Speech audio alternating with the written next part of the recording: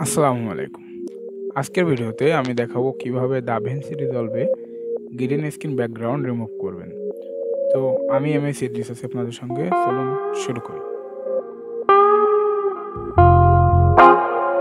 প্রথমে আমাদের যেটা করতে হবে, আমাদের প্রথমে মিডিয়া পুল থেকে আমাদের ফুটেজটি টাইমলাইনে নিয়ে আসা লাগবে এবং আমরা এখানে দুটি উপায়ে গ্রিন স্ক্রিন রিমুভ করতে পারি।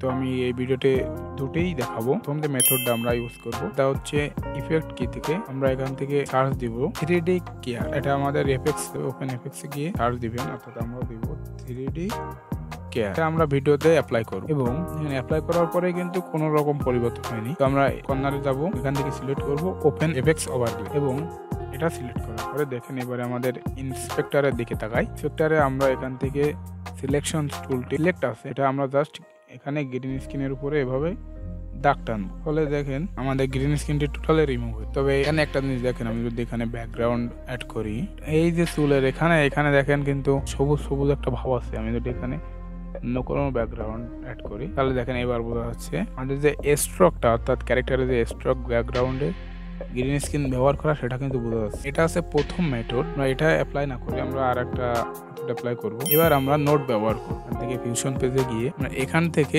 একটা নোট নেওয়ার জন্য আমরা সার্চ দিব ডেল্টা কেয়ার নোটটা এনে আমরা এই যে ইনপুট এবং আউটপুট নোটের মাঝ বরাবর রেখে দেবো। এবার দেখেন এখানে ব্যাকগ্রাউন্ড কালারের এখানে একটা পিকার আছে, তো আমরা পিকারটাকে নিয়ে জাস্ট ব্যাকগ্রাউন্ডের গ্রিন স্ক্রিনটাকে সিলেক্ট করে দেবো। এবার আমাদের কাজ শেষ। যদি আমরা ফুটেজটা দেখি তাহলে দেখেন আমাদের ব্যাকগ্রাউন্ডে যেমন কোনো সবুজ, অর্থাৎ ব্যাকগ্রাউন্ডে যে গ্রিন স্ক্রিন ছিল এরকম কোনো আভা বোঝা যাচ্ছে না। তো আমি সবসময় রেফার করি ফিউশন পেজের এই নোট ডেল্টা কেয়ার নোটটা ব্যবহার করে গ্রিন স্ক্রিন রিমুভ করার, কারণ এটাতে অনেক স্মুথ এবং অ্যাডভান্স লেভেলের গ্রিন স্ক্রিন রিমুভ হয়, যেটা 3D ডেল্টা কেয়ার থেকে অনেক বেটার। আজকের ভিডিও এ পর্যন্তই। নেক্সট ভিডিও কি বিষয় বানালে ভালো হয় সেটা আপনারা কমেন্ট করে জানান এবং আমি চেষ্টা করবো সেই অনুপাতে ভিডিও বানানো। DaVinci Resolve সম্পর্কে জানতে আমাদের চ্যানেলটি সাবস্ক্রাইব করে রাখুন।